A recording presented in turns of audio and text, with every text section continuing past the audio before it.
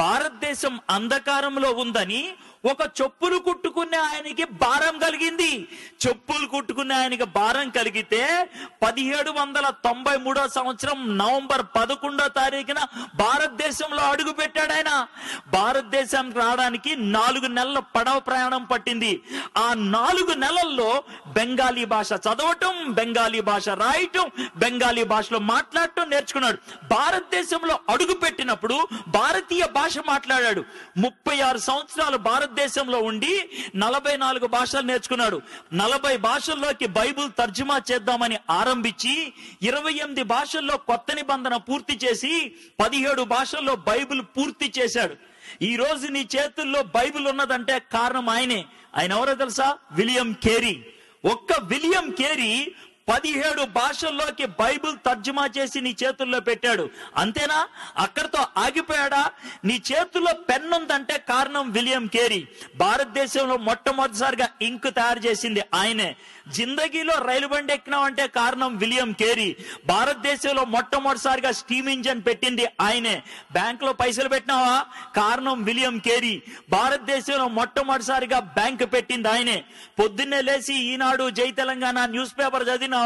Thanks చెప్పాలి William కేరీకి. భారతదేశంలో తొలిసారిగా భారతీయ భాషలో న్యూస్ పేపర్ ముద్రించింది ఆయనే. ఆడపిల్లలు కాలేజీకి పోతున్నారా? థ్యాంక్స్ చెప్పాల్సింది విలియం కేరీకి. భారతదేశంలో ఆడవాళ్ళ కోసం మొదటిసారిగా కాలేజీ పెట్టింది ఆయనే. మీ తాతయ్య చచ్చిపోయిన తర్వాత కూడా అమ్మమ్మ బతికుందా? థ్యాంక్స్ చెప్పాలి విలియం కేరీకి. సతీ అనే దాన్ని అంతమొందిచ్చింది ఆయనే. ఒక్కడు చేసింది ఇదంతా. ఆయన ఈ లోకానికి వచ్చి చేసినప్పుడు ఆయనకి పెద్ద వెల్కమ్ పార్టీ ఇచ్చారనుకున్నారా? లేదు. ఆయన జీవితంలో జరిగిన ఒక్క సన్నివేశం చెప్తే ఆయన ఎంత సాక్రిఫైస్ చేశారో అర్థమవుతుంది. కలకత్తాలో ఆయనకు ఒక చిన్న ప్రింటింగ్ ప్రెస్ ఉండేది. 236 పేజీలు బెంగాలీ డిక్షనరీని ఆ రోజే ముద్రించి కట్లగా నిలబెట్టి మిగిలిన పేజీలు ముద్రిద్దాం అనుకునే లోపల ఇంటి దగ్గర నుంచి ఒక పనోడు పరిగెట్టుకుంటా వచ్చాడు. వచ్చి, సార్ మీ భార్యకి పిచ్చి ఎక్కిందంట. ఎందుకు ఎక్కిందో తెలుసా? భార్యకి పిచ్చి. వాళ్ళ కొడుకు చచ్చిపోయాడు. కొడుకు చచ్చిపోయినప్పుడు పాతి పెట్టడానికి ఎవరు రాకపోతే విలియం కేరీ ఒక్కడే శవాన్ని తీసుకెళ్లి పాతి పెట్టొచ్చాడు. ఆ యొక్క ఎమోషన్ లో భార్య పిచ్చెక్కి రాయితో తల కొట్టుకొని రక్తం కారుతుందంటే విలియం కేరీ భార్యను ఓదార్చుతామని వెళ్తూ ఉంటే వెనక నుంచి ఇంకోటి పరిగెట్టుకుంటూ వచ్చి, సార్ ఇప్పుడే మీ ప్రెస్ తగలడిపోయింది అని అన్నాడు. వెనక్కెళ్లాలో ముందుకెళ్లాలో తెలియకుండా సతమతమయ్యాడు విలియం కేరీ. అలా పెనుగులాడి అద్భుతంగా పరిచర్య చేశాడు.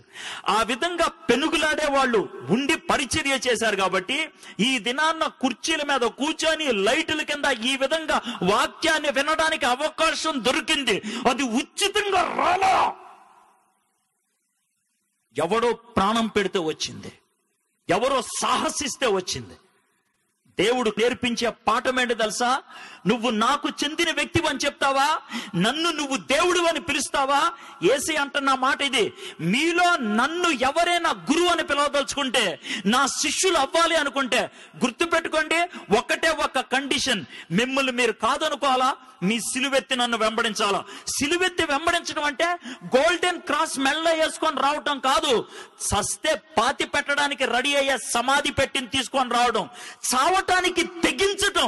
హలో, క్రైస్తవుడు అని పిలిపించుకోవాలనుకున్నట్లయితే ఆ దమ్ముండాలా.